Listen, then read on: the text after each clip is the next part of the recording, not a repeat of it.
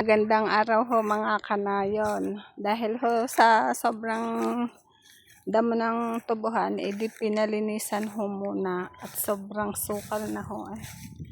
Ayan ho.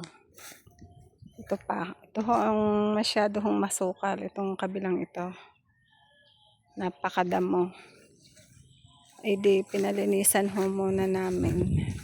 Gawa ng hindi ho kaya ng asawa kong siya lang maglinis. Hindi ko muna ho nang maglilinis.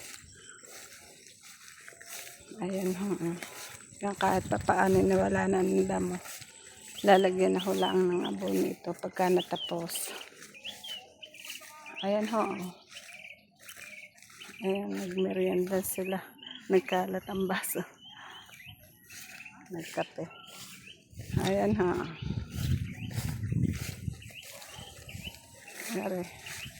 Ayun na, doon nagpapahinga ho ang mga nagtatabas. Di na nakadadaan. At ako ho pupunta din sa piggery. Luwang nanganak ho din ang aming baboy. Kaso ipipito ho ang anak. Ay, wal pala.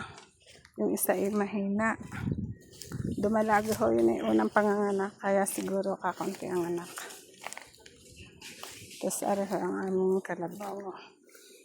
Ayan ang katulong sa paghahanap buhay sa pag-aaral.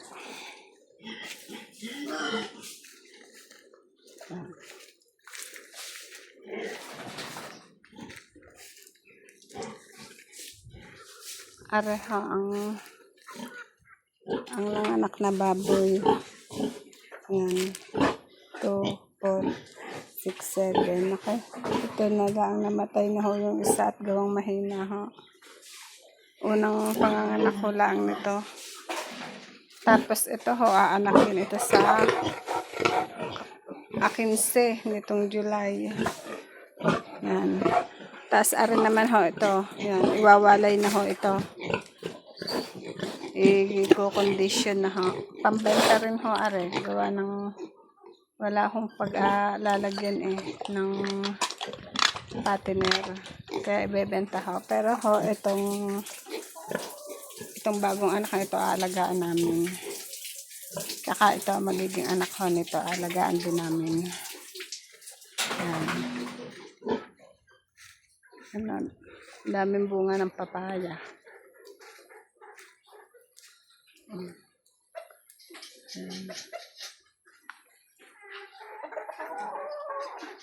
Ito ho yung nakaanak na. Yung nabenta na ho namin yung anak niya. 7K ang isa. Tapos itong isang ito, buntis din ha. Yung naando naman sa kabilang, ayan yung maliit. Hindi ho nagtambay. Ayan. Ayan ha.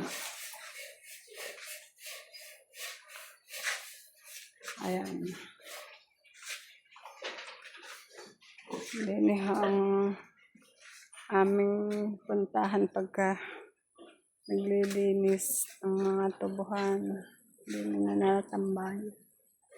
May mga papaya rin ho ako din tanim. May saging.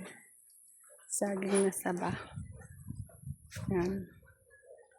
Siya, sige ha mga kanayon. Hanggang dito na hulaan muna. Maraming salamat sa inyong panonood. God bless everyone. Thank you po.